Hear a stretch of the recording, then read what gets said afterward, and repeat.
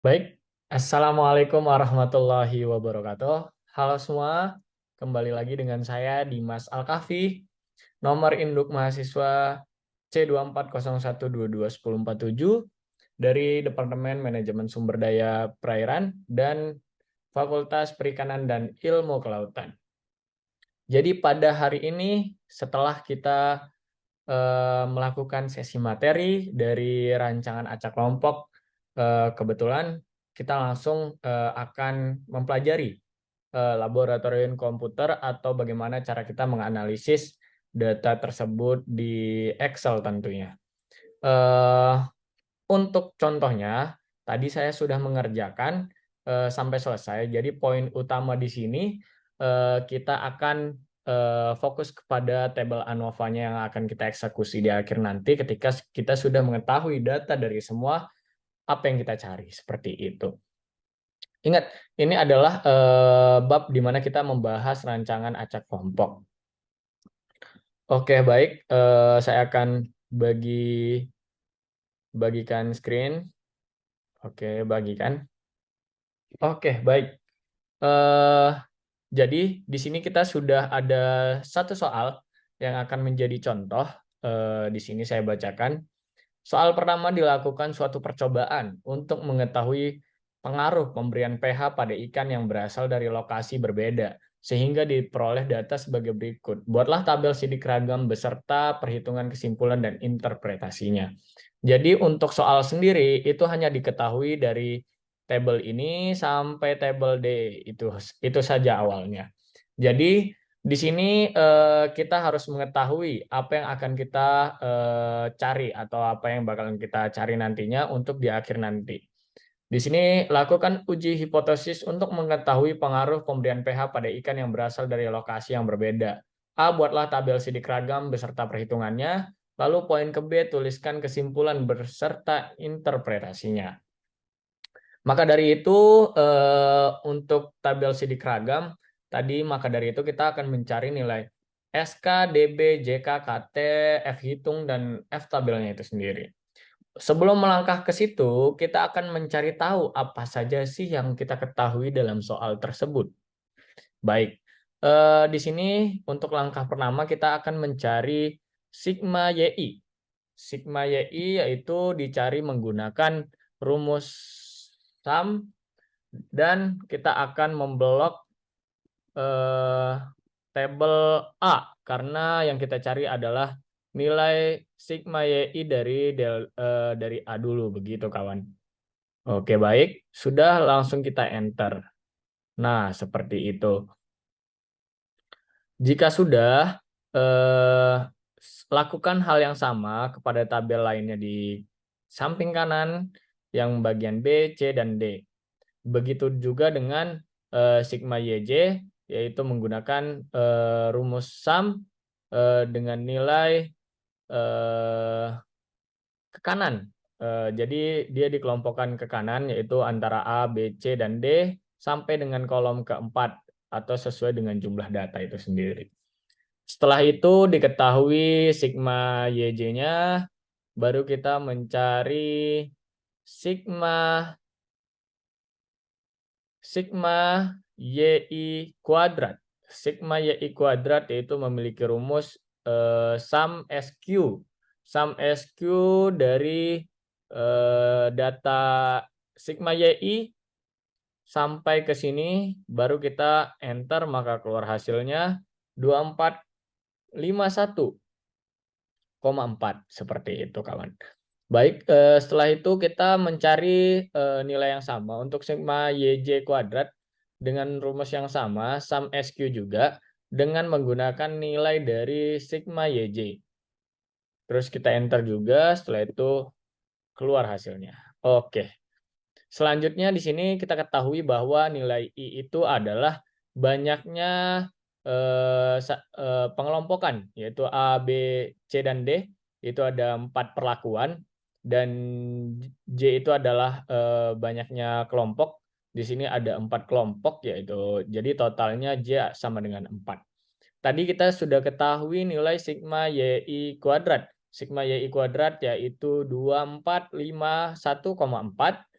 itu langsung saja kita masukkan ke sini. Lalu di sini ada sigma YJ kuadrat, sudah diketahui juga tadi.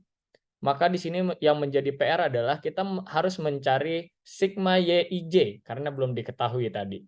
Cara mencari sigma YIJ ini adalah menggunakan sum, sama seperti tadi, tetapi kita memblok dari data A sampai dengan akhir data D itu sendiri. Lalu klik enter. Setelah itu keluar hasilnya. Baru nanti kita mencari sigma YIJ kuadrat, yaitu dengan menggunakan sum SQ dari tabel ini juga. Sum SQ baru kita tekan enter. Seperti itu kawan. Jadi untuk mencari DBP, DBK, DBS, DBT yang untuk kita masukkan di nilai tabel sidik ragam nanti, yaitu sudah ada rumusnya di mana nilai dari I dikurang 1. Berarti 4 dikurang 1 sama dengan 3. Dan DBK juga seperti itu, nilai dari J dikurangi 1 sama dengan 3. Dan lalu DBS yaitu nilai di mana nilai IJ, I dikurangi 1 dan J dikurangi 1. Baru mereka dikali. Setelah itu menghasilkan nilai angka 9. Lalu DBT yaitu di mana nilai IJ dikali, setelah itu dikurangi 1. Maka menemukan hasil dengan 15. Seperti itu. Setelah itu di sini kita akan mencari perintilan-perintilan atau nilai-nilai dari tabel sidik ragam itu sendiri. Bagaimana cara kita mencari FK, yaitu di mana del sigma YIJ kuadrat dibagi IJ, maka keluar nilai 597,8025, yaitu dengan rumus yang sudah tertera, maka kita masukkan nilai-nilai yang di sini. Setelah itu mencari JKT, JKP, JKK dengan rumus yang ada di sini dan memasukkan nilai yang sudah tertera di sini. Seperti itu teman-teman. Untuk F-tab dan untuk F-tabel itu F dan alfa dikali I, maka tadi rumusnya yaitu fin V dalam kurung 0,05. Di sini karena kita menggunakan SK 95% ya teman-teman. Lalu nilai DBP dan DBS. Seperti itu. Lalu kita klik enter maka keluar hasilnya. Seperti itu teman-teman. Lalu untuk tabel sidik ragam di sini, maka kita sudah dapat kita ketahui SK di sini ada perlakuan, ada kelompok, ada sisa dan total. Begitu perlakuannya ada 3, karena tadi hasil dari yang diketahui berapa saja, dan kelompoknya yaitu ada 3 juga. Lalu sisa ada 9, dan nanti totalnya keseluruhan yaitu 15. Untuk JK-nya sendiri, JKP itu bernilai 15,0475. Ini sudah ada nilainya langsung. Kita masukin saja nilai-nilai yang tertera di sini kepada tabel sidik ragam itu sendiri. Baik. Setelah itu kita akan melakukan uji ANOVA. Uji ANOVA ini memiliki peran bagaimana kita harus apakah perhitungan kita ini sudah benar atau belum sesuai dengan analisis data yang kita lakukan. Seperti itu teman-teman. Langkah pertama kita akan blok daerah ini, daerah kelompok tadi sampai kelompok D. Stop, lalu kita klik analisis data. Di sini kita pilih ANOVA 2 factor without repletion. Lalu kita klik OK. Lalu kita masukkan yang sudah kita blok tadi, kita masukkan kembali. Nah, baru kita klik labels. Baru di sini kita mau taruh di mana nih tabel ANOVA-nya. Misalkan kita taruh di P aja gitu kan, di O gitu. Lalu kita klik OK. Nah, lalu di sini keluarlah hasil uji ANOVA itu sendiri. Di sini kita bisa melihat bagaimana uji ANOVA membaca hasil dari tabel-tabel kita tadi yang sudah kita perhitungkan.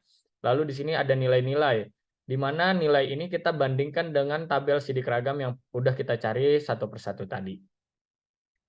Nah, jadi setelah itu dapat kita simpulkan bahwa perlakuan F hitung lebih besar daripada F tabel, maka tolak H0. Nilai yang ini ya, kawan-kawan, perlakuan. Jadi F hitung lebih besar dari F tabel, maka tolak H0.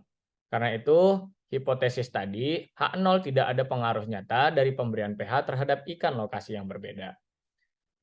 Lalu di sini kelompok F hitung lebih kecil daripada F tabel, maka gagal tolak H0.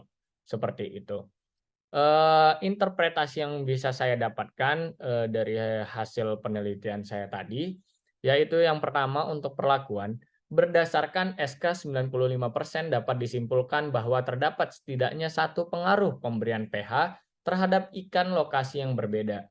Jadi ini adalah faktor di mana F hitung lebih besar daripada F tabel, maka tolak H0. Maka dari itu, disimpulkan terdapat tidaknya satu atau lebih pengaruh pemberian pH terhadap ikan lokasi yang berbeda. Lalu untuk kelompok, berdasarkan SK 95% dapat disimpulkan tidak terdapat adanya pengaruh pemberian pH terhadap ikan lokasi yang berbeda, lokasi yang sama, seperti itu. Mungkin sekian penjelasan micro teaching yang bisa saya sampaikan. Mohon maaf bila ada kurang, mohon dimaafkan. Terima kasih dan mohon ditonton ya videonya. Kalau masih bingung boleh tanya di komen atau sampaikan di kolom komen aja lah intinya. Oke. Terima kasih, thank you, bye-bye. Sampai jumpa di micro teaching selanjutnya.